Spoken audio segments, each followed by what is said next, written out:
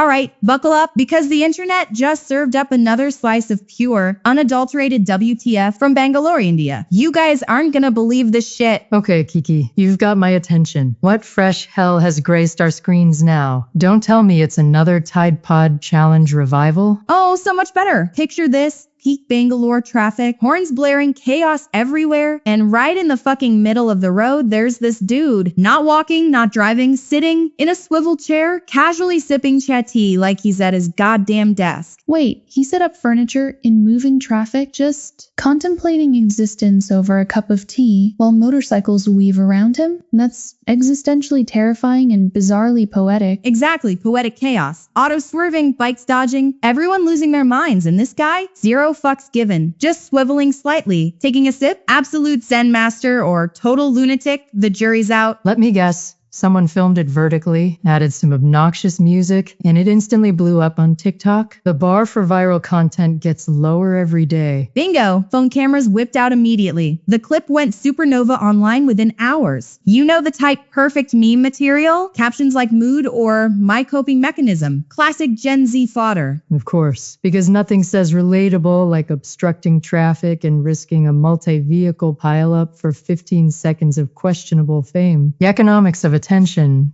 are truly warped. It's like performance art reflecting the absurdity of modern life, almost finding a moment of calm amidst self-inflicted danger and chaos. But at what cost to everyone else sharing that space? It feels deeply selfish masked as rebellion. Well, the local authorities weren't exactly fans of his performance art. The Bangalore police tracked down our 26-year-old tea-sipping daredevil pretty damn quick. Arrested, I assume. Public endangerment seems like a safe bet. Hope his tea was worth the potential criminal record. Oh yeah, cuff slapped on. But the best part? The cops got sassy on Twitter. They posted the video with a warning. Willa, you gotta read this. It's gold. Alright, let me see. Okay, the Bangalore City Police tweeted, taking tea time to the traffic line will brew you a hefty fine, not fame, with the little siren emojis. Okay, points for the pun. Using humor might actually cut through better than a standard warning, especially with the audience pulling these stunts. It acknowledges the absurdity while still laying down the law.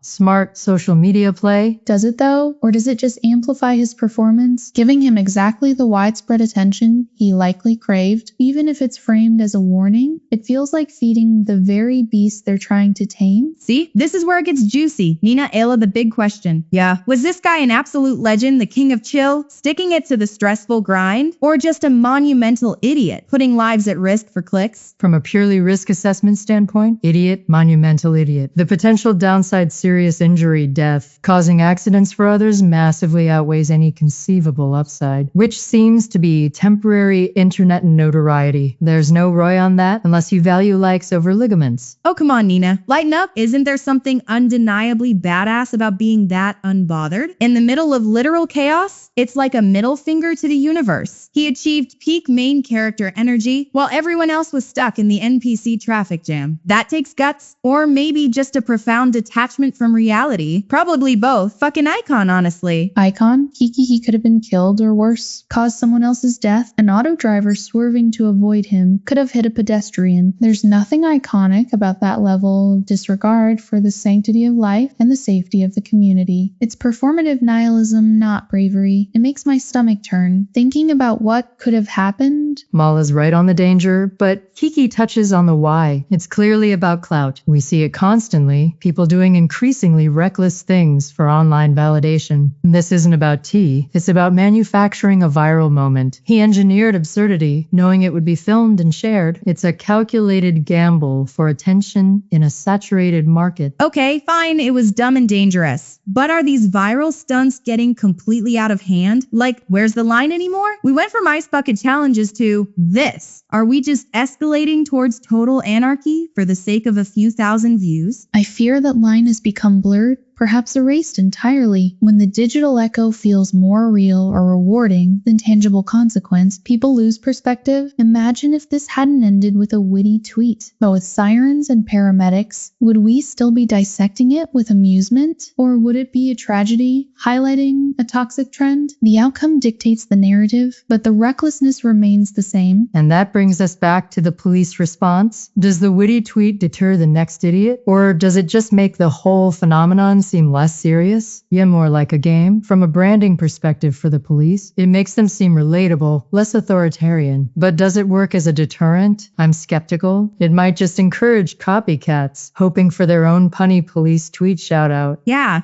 Maybe the next guy will bring a whole damn picnic basket. Look, I think a little humor is better than just wagging a finger. At least it gets people talking, right? Maybe the ridicule is a better punishment than a fine for these clout goblins. It reminds me of those people who climb cranes or hang off buildings for photos, or even the less extreme but still disruptive pranks in public spaces. It's all part of the same desperate plea. Look at me. Validate my existence through your screen. Is this the legacy our digital age is forging? A tapestry woven with threads of absurdity and unnecessary risk? It's the commodification of recklessness. Attention is the currency, and extreme behavior yields high returns, at least initially, until the market corrects. Usually involves someone getting seriously hurt or facing actual, unglamorous legal consequences. So it's a sign of the times then? We're just doomed to scroll past increasingly insane stunts until someone literally sets themselves on fire, juggling chainsaws in Times Square? Perhaps it's a call for introspection. Why do we, as viewers, reward this behavior with our attention? Maybe the change needs to start with us deciding what's truly worth watching, sharing and celebrating, choosing substance over shock value. Or maybe it's just proof that boredom and the internet are a dangerous cocktail. Either way, this guy definitely brewed up more than just tea. He brewed up a conversation, a fine, and probably a lifetime ban from IKEA for misusing their swivel chairs. Okay, true. Let's just hope his next performance piece involves, like, silent meditation in a park, less chance of becoming a hood ornament,